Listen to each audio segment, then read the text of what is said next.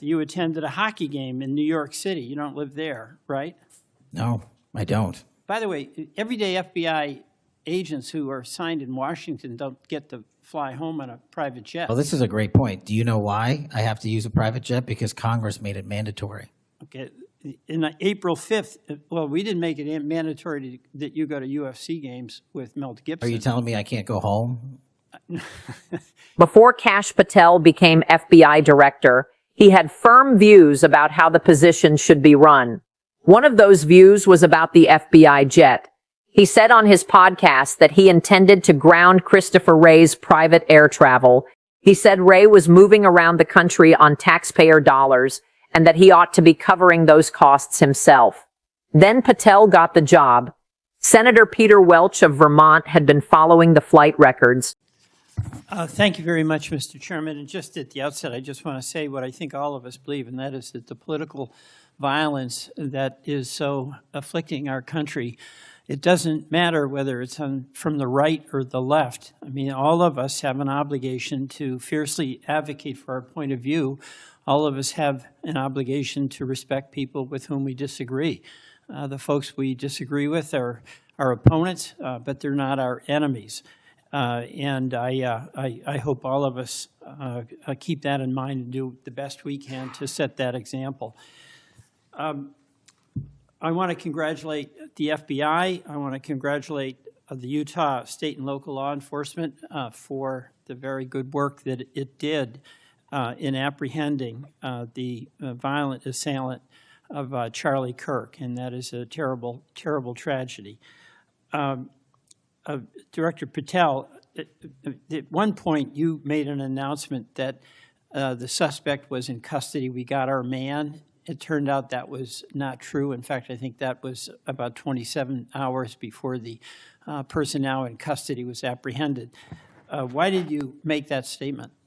Thank you, Senator. Appreciate you letting me address this. What the FBI does is not just locate and find suspects, but we also participate in eliminating subjects. And what we had at the time was a subject in custody in relation to this investigation. So in my commitment to work with the public to help identify subjects and suspects, I put that information out. And then when we interviewed him, I put out the results of that.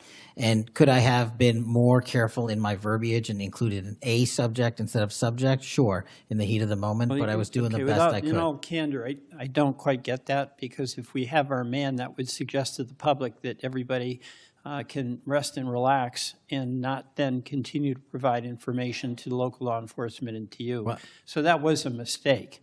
I don't see it as a mistake. I see it as something working with the public to identify that there was a subject in custody. If you put out a statement that says we've got our man, and in fact it turns out that you didn't have your man, that's not a mistake? But that's not what I said.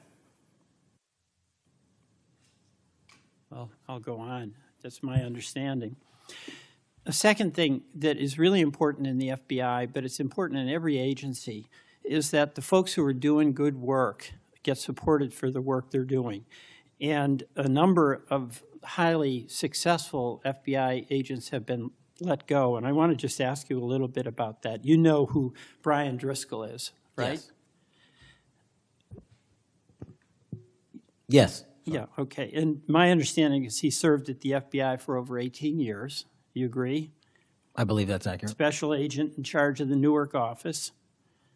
He was commander of the FBI's hostage rescue team. That's a very prestigious and responsible position, correct? It is.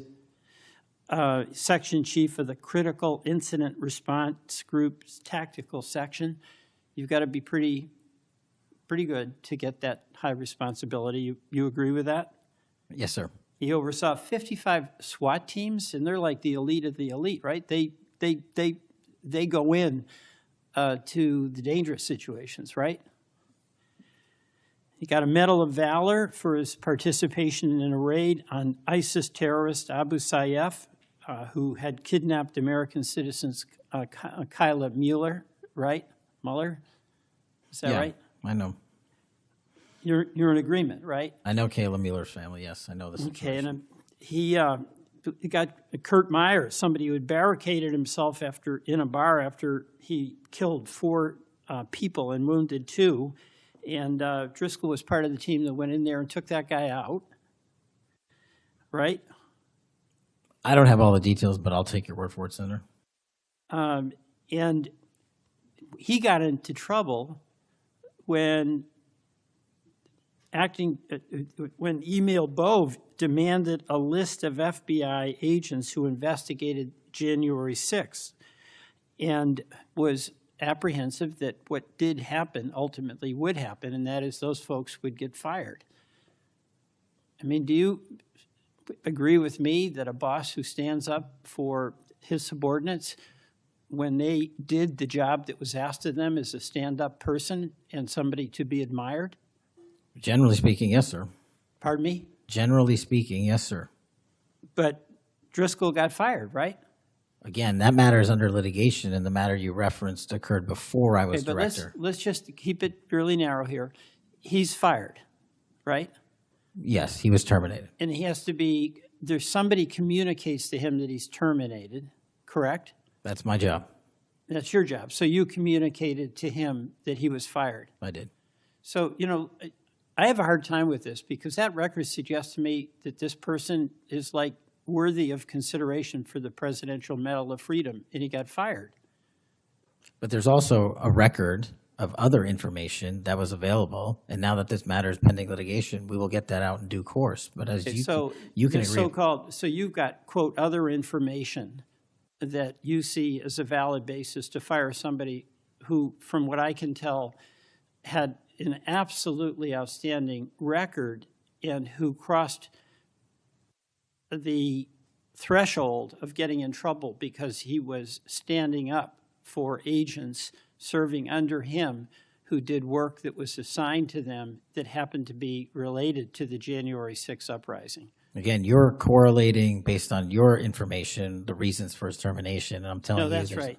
Let me ask you another question. You know, when you were here, you were rightly critical, not here actually, I guess it was on Cash's corner. You were rightly critical of the way that the previous FBI director used the FBI jet. And you said you wanted to ground Chris Wray's private jet travel that he pays for with taxpayer dollars to hop around the country. Let me ask you this. You know, on the weekend of, according to flight tracker data, on the weekend of March 7th, an FBI plane flew round trip from D.C.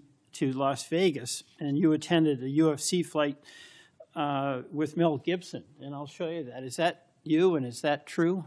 Yeah, you want to know the difference? I live in Las Vegas. I'm allowed to go home. I didn't leave a congressional hearing early on an FBI jet to dodge questions. All right. Then on April 5th, you attended a hockey game in New York City. You don't live there, right?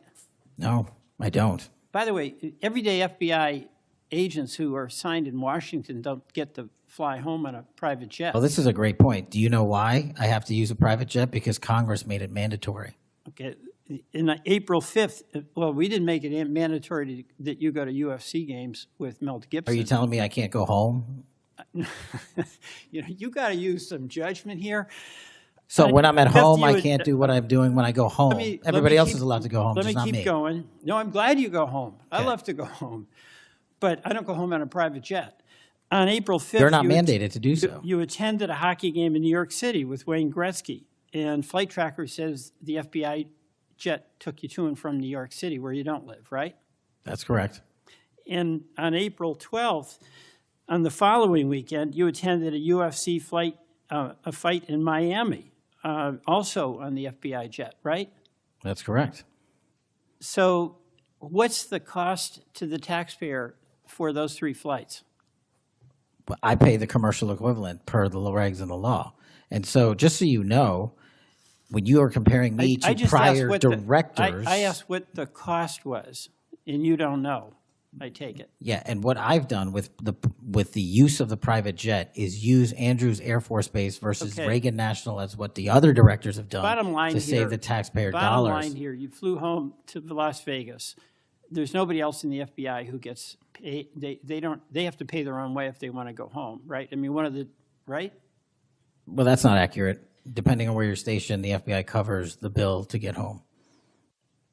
So are you telling me that FBI agents who are assigned in Washington, but who may live in Charlotte, they get paid by the FBI to Sometimes go home? they do, yes. Right. Another thing I want to say is this. You know, our local law enforcement has been stiffed. About $500 million in COP grants have been taken out of the budget. Those really help us in Burlington. They help us in Rutland. They really are important. And why in the world would we be cutting those COP grants when we need that local law enforcement, in part to partner with you? Well, I Do think you you're support that? I think you're speaking to the Department of Justice grants, which I don't adjudicate, but also Vermont, just like every other state, has received a plus-up of FBI personnel. Well, I'll tell you, that's not what we're seeing. The other thing, my understanding is that there's a requisition or an effort to get another plane for the FBI that would cost about $72 million. Is that right? That's inaccurate. The FBI, because the jet, as you call it, is not my jet. We use it for operational needs. We use it for FTOX. We use it for HRT. But that's the one you fly in, right? We have multiple fixed-wing assets, and one of them is on a wildly expensive lease that I deemed a waste of money, and I'm looking for a replacement in which the government can procure assets permanently. Well, I would welcome you submitting to this committee the cost information about the jets that are under consideration. And according to our research, the specifications that are included in this request would result in an expenditure of between $72 million and $80 million.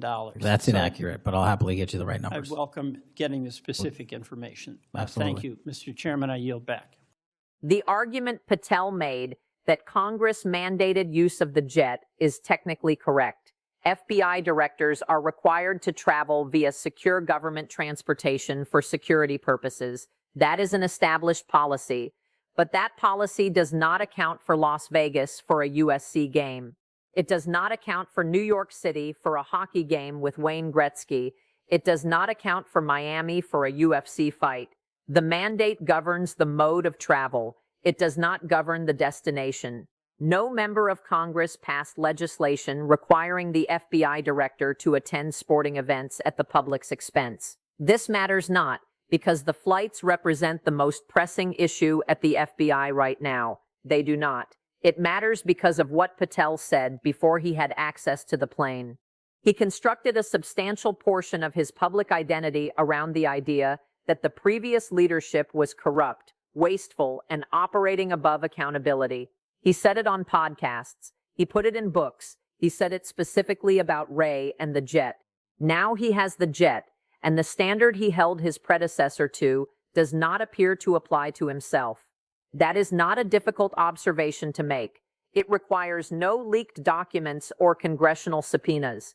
It only requires paying attention to what someone said before they acquired power and what they do once they have it. Welch's closing line was not a legal argument. It was simply a statement of the obvious. We didn't make it mandatory to attend UFC fights. Patel had no answer for that.